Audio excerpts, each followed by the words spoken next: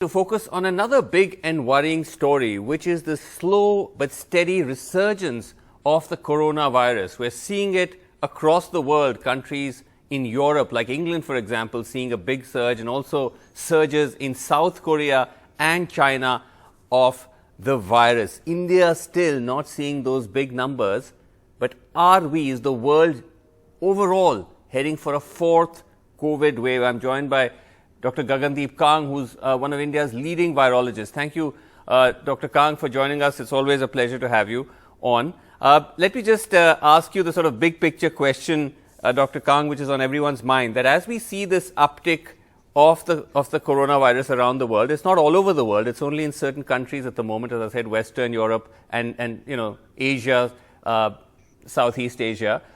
What do you make of it? Does it appear that we're heading for a fourth wave? I think if we want to do comparisons, we should do it with countries that have, one, an age structure that looks like ours, and second, countries that have a similar infection and vaccination history. Right. And if we look at the countries that are seeing surges right now, one thing is very clear: they don't have our age structure, and they don't have our infection history or vaccination history. So therefore, to try to draw conclusions from what is happening in those parts of the world would lead to error. I think we need to make sure that our own surveillance systems are functioning well and can give us early signals if there is going to be an increase here. Okay.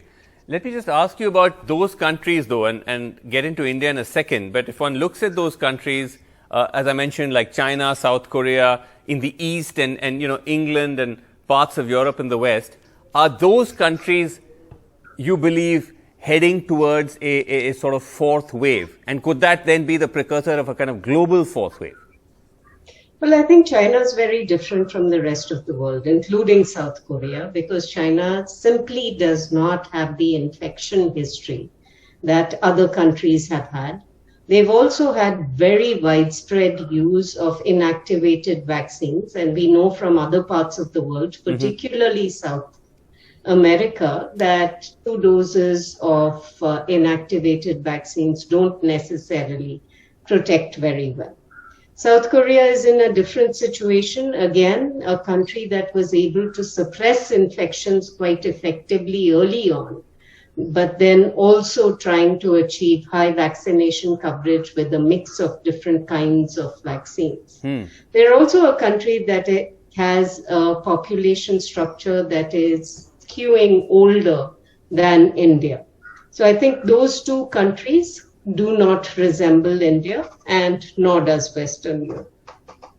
Okay, but even if they don't resemble India, in their own within their own parameters, are they pointing to the fact that we're going to see another COVID wave, or is that it's hard to say?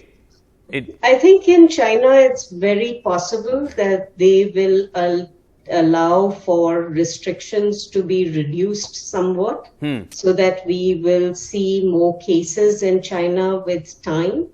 There seem to be indications of that. In South Korea in general, they've done pretty well in terms of what we called flattening the curve early on, which is to suppress the infections enough that hospitals are not overwhelmed. And that certainly seems to be the case now. Okay. I think globally it's really important to distinguish between cases, hospitalizations, and death. Right. Cases mattered because they reflected hospitalizations and deaths early on. Now with vaccination and infection, case numbers matter a lot less. Okay. So you're saying we shouldn't be alarmed with the fact that, because again, if you look at the numbers, China has seen a close to 1650%, 1,650% jump in cases. It's averaging about 2,000 daily cases. South Korea is averaging about 4 lakh daily cases, is up about 300% and so on. You're saying that shouldn't particularly worry us as long as deaths, mortality is still under control. But what is it telling us overall, Dr. Kang, about the virus, about the fact that we see these repeated resurgences? Is this something that we now just have to accept as a kind of new normal that we live with? Well, we've been infected with coronaviruses as long as you and I have lived. We just don't know it for the most part, because the coronaviruses that cause common colds, we get protection from infection from them for a period of just a few months. Right. However, they don't really cause very severe disease.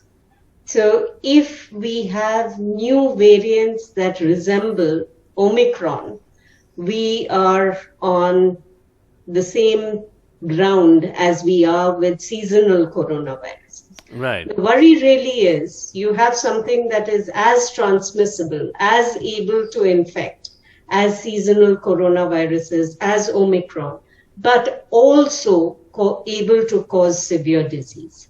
Then we are back in a fourth wave that can again do what we saw during Delta, which is increase the numbers of hospitalizations and deaths. Right.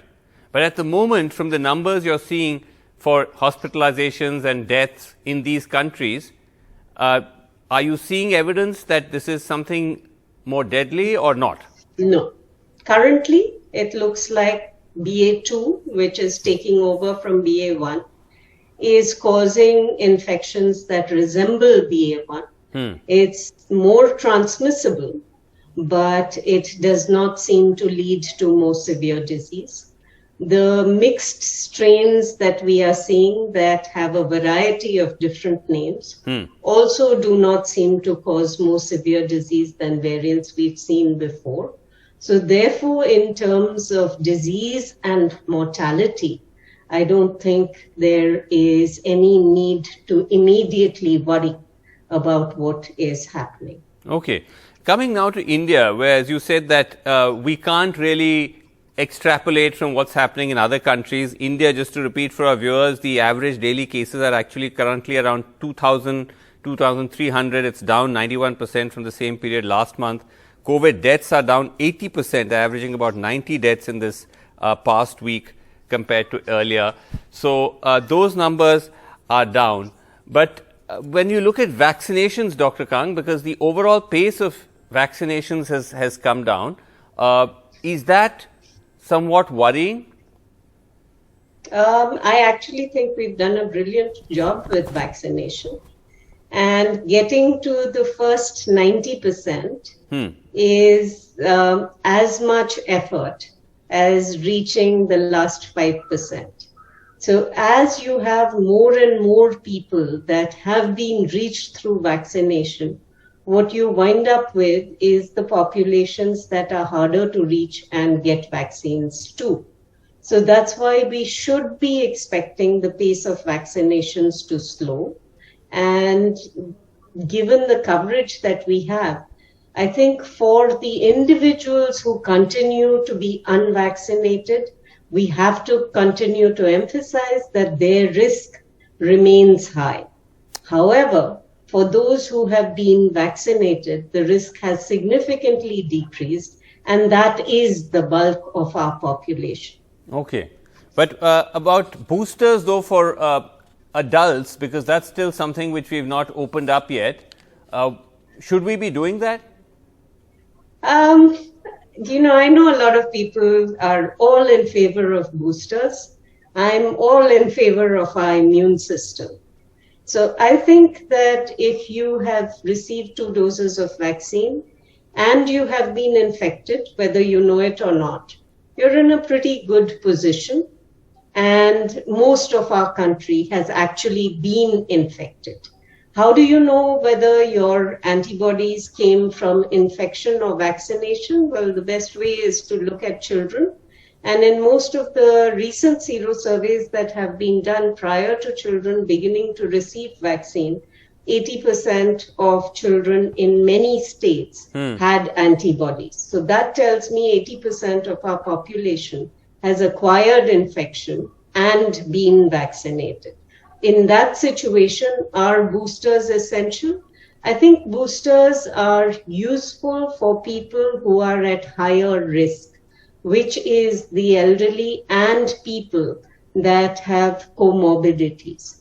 Otherwise, if you're generally healthy, you've received 2 doses of vaccine, I would not think that a booster was essential. It could push up your protection by 3%, 5%, 10%. And if you really wanted to get that much extra protection, well, then perhaps people should go out and get them. I'm a bit reluctant to advocate that as a public health tool. Okay, all right. Fascinating as always. Thank you so much indeed, Dr. Kang, for joining us. Thanks very much.